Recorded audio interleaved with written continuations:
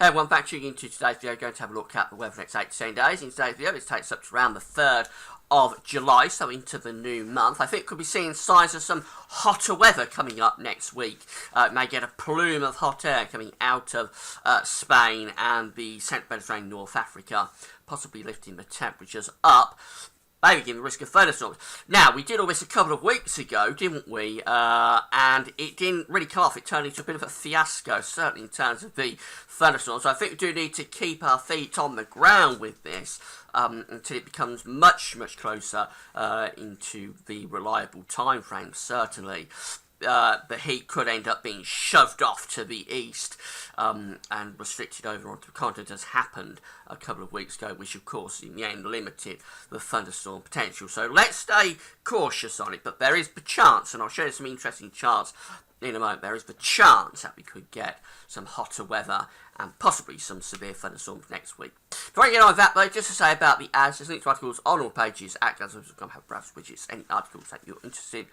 Please click through and you'll be able to go and read the article, and by doing that you're helping to pay for GazWebBiz.com. There's also video ads on those pages. They open out within the content. When you watch them, they'll close back up again. Thanks so much for getting involved. And thanks for doing that.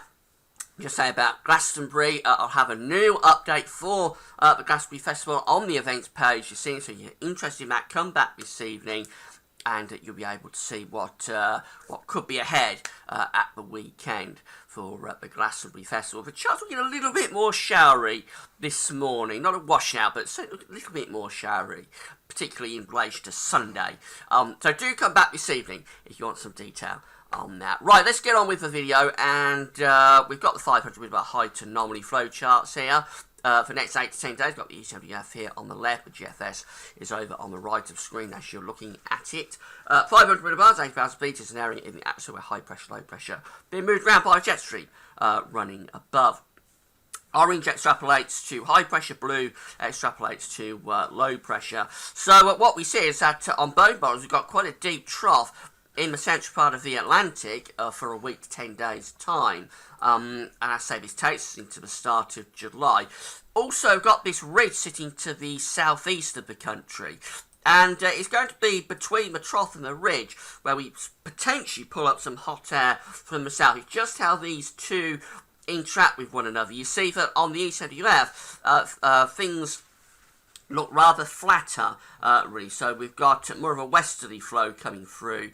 That is a situation that is sort of restricting the heat to the south and the east. I'll show you the charts in a moment, but these sort of restricts the heat to the south and the east, has it more over the continent. Whereas the GFS is much more bullish about pulling this hot air up. The reason is that the trough of the ridge is sort of aligned from west to east, and it allows the air to push up from the south, at least for a while, anyway, for a day or two.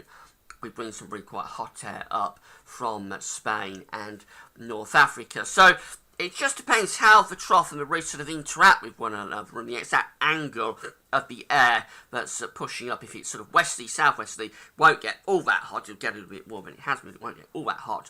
Whereas if it's southerly, they're going to pull the hot air up from North Africa, but probably quite quickly break down into thunderstorms. These, excuse me, these are the GFS temperature and precipitation ensembles for the next couple of weeks. The red line, of course, is the 30-year temperature average. And by the way, I've got the ensembles tutorial back up. I've done another version of it. I made a couple of mistakes on the first version. I've got the new version back up. So if you want to know how to interpret these ensembles, I don't have time really to talk about everything that you can do with ensembles in the videos that we do on a daily basis here. Have a look at the tutorial and get to it via the buttons here on the home page underneath the weather video. So have a look at that if you want to know how to interpret ensembles. Anyway, the red line is the 30-year temperature average. We see there's a general trend to lift the temperatures up a little bit through the rest of this week. The dates are on the bottom of the chart. Of course, start off on the 23rd of June today and go through to around the 8th of July. So we see the temperatures picking up a little bit through this week, but not really deviating that far from the 30-year average. However, as we go through to next week, you can see indications of a push-up in the temperatures. Actually, some members of the ensemble go very, very hot later on next week. Those are outliers. They aren't well supported. The white line here actually tells us where the ensemble mean is, sort of the mean of all the members of the ensemble. That's significantly above those sort of outlier members. Nevertheless, it does look as though we're going to see a push up in the temperatures next week. It could turn very warm for a time down in the south and the southeast, possibly turning hot, but we do need to stay cautious on that. It looks like it's quite a brief affair, though. Again, has been the story through the summer so far, really, because only lasts a few days. I mean, you see there's a general downwards trend again as we go through into the second half of the ensemble. So going up towards the end of the first week of July, it does look like temperatures do cool off once again. That's a long way off, and there is quite a bit of scatter in there with that one. But I would suspect this probably, if it does come off, we get this hotter spell, sort of a Spanish plume. It probably only lasts 2 or 3 days, and then it'll be shoved away by the cooler air off the Atlantic once again. Here's the temperature anomaly for the coming week. This takes from the 23rd of June to the 1st of July. It's around average, really, not really deviating too far from average. Actually, a little bit above average, perhaps, for some parts of England away. It's a little bit below still for Scotland. But overall, I think you can say that's broadly around the 30-year temperature average. This doesn't really take into account the possibility of hotter weather coming up later next week. But I just got to explain that it is important how long these hotter temperatures last, because they have an impact on whether it ends up in thunderstorms. If it's only sort of 24 hours, and that was the kind of situation we had a couple of weeks ago, and if it's only like a 24-hour push up in the temperature, then that does limit the thunderstorm potential. The best thunderstorms always come up after sort of 2, 3, 4 days of hot weather, 3 fine days of a thunderstorm, 3 hot days and a thunderstorm, as the old saying goes. That usually produces the best thunderstorm conditions, so it will be important actually as to how long this plume, if it comes off, lasts for. The precipitation normally for the coming week, again, not deviating that far from average. Northern parts actually coming out a little bit wetter than average. Scotland, Northern Ireland, some parts of North West England, whereas the south and southeast remains a little bit below average with the rainfall once again. So here's the generic charts. This is the GFS for Saturday. We are bringing a westerly flow through across the country, really, for Saturday. There's a trough clearing to the east. That could bring some showery rain across the country on Friday, and low pressure is out in the Atlantic. That's sort of threatening for Glastonbury. As we go through into Sunday, we start to move those troughs in towards the country, and I say very uncertain as to what's going on in terms of the detail for Glastonbury. Will they just hang on to the dry weather, or will there be showery rain coming through? We'll have a look at that on the events page this evening. Now we go through to the start of next week. This is when things really start getting interesting, because we build this ridge up to the east, as we saw on the highlighted omni charts. We have this area of low pressure out to west. So the flow in terms of the air mass is going from sort of west-southwesterly and shifting round to southerly. And that starts to push the air up out of Spain and North Africa. And that's unstable air as well. The hot air coming up over the Bay of Biscay, over the Channel, produces instability within the atmosphere, and that starts to generate this thundery area of low pressure. So by Wednesday, the 1st of July, we've already got sort of a thundery area of low pressure across North France and pushing into southern parts of England. So already showing signs that things start to break down. And then as you go through towards the latter part of next week, this is Thursday, the 2nd of July, thundery low pressure is really taking over with this as the heat is being shoved off to the east of the country, and we end up by day 10, Friday the 1st of July, back in this much cooler westerly flow with low pressure sitting to the north of Scotland. So we've got like 2 or 3 days of increasing temperatures, increasing humidity, possibly then thunderstorms, and then it all breaks down into a much cooler, fresher flow. So this is a classic sort of Spanish plume type situation that the GFS is seeing this morning. The upper air temperature show us up very nicely. We start off relatively cool over the weekend with the upper air temperature. Not cold, but a little bit cooler than you would expect at the end of June.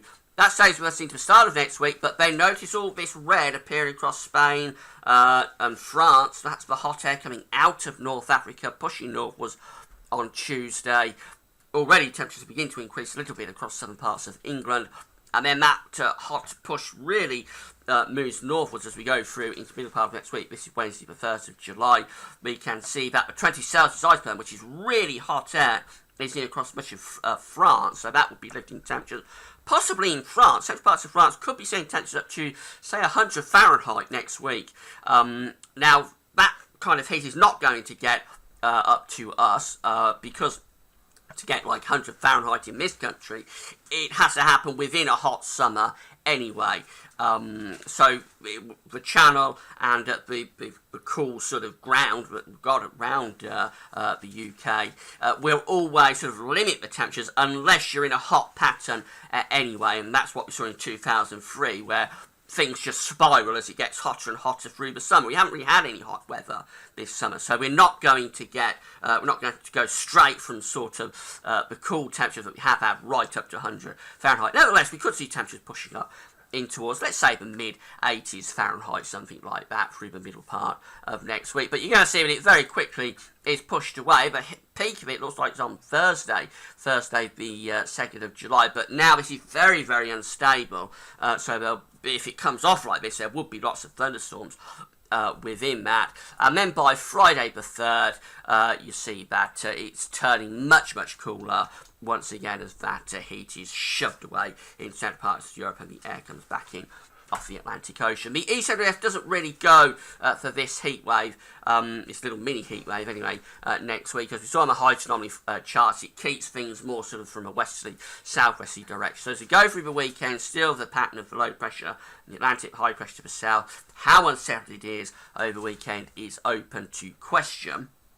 As we go through, start of next week, same sort of pattern. We try to pull up this southerly as we go through into Tuesday, but this low pressure in the Atlantic looks very deep actually at 985 millibars, and instead of pushing the heat up, actually this low pressure just rolls through. The heat is kept over France, Germany and the Low Countries. This is identical to what happened a couple of weeks ago when we had the fiasco of the thunderstorms that never really turned up. It's a very similar pattern what the ECWF is seeing this morning. Keeps that heat and the thunder potential away from us over on the continent. And we sort of stay unsettled and relatively cool through the course of next week with the ECWF. This is how we go up to day 10, Friday the 3rd of July. Again, we're in that flat westerly flow. Finally, the GEM, probably the most bullish with a mini heat wave next week. We start off relatively cool and unsettled over the weekend and into the start of next week. Then everything starts to shift around to a southerly direction. Midweek, we're starting to pull up this hot air from the south. The low pressure is stalling in the Atlantic, allowing this heat to plume up from Spain. And eventually, by day 10, it takes a long time, it takes longer than it does on the GFS, but eventually by day 10, Friday the 3rd of July, the whole thing is breaking down as low pressure is taking over within the hot, unstable air. But the upper air temperatures are very impressive on this morning's Canadian model, starting off very cool, or quite cool, over the weekend into next week. The heat really builds so through the course of next week. Look at all this hot air coming out of North Africa into Spain, into southern parts of France, and by the latter part of next week, this is Thursday the 2nd of July, well, we're seeing temperatures easily going up to 27, 28 degrees there. Could be going even higher than that actually, possibly up to around 86 Fahrenheit, 30 degrees, if this came off with some very intense heat over Spain. And by the time we go through into the end of next week, this is Friday the 3rd of July, day 10, heat is still in there across the country, although it is turning more unstable and will be pushed away, I think, if we went on another 24 hours. But still looking very warm. That could be lifting temperatures well up into the 80s Fahrenheit. The GM is always different though. It's not the best of the three models that we use for these videos. The best ones are the ECM and the GFS. But if it came off, we've got a very warm week coming up next week. So we've got to stay cautious with this. I think we read between the lines, we have got the chance of increasing the temperatures for the start of July, possibly turning it hot and possibly producing some really good thunderstorms. But bear in mind, the ECWF keeps a whole lot away from us over on the continent and keeps us within relatively cool air off the Atlantic. So let's stay cautious and just say that we're going to keep an eye on it. There is the chance of the Spanish plume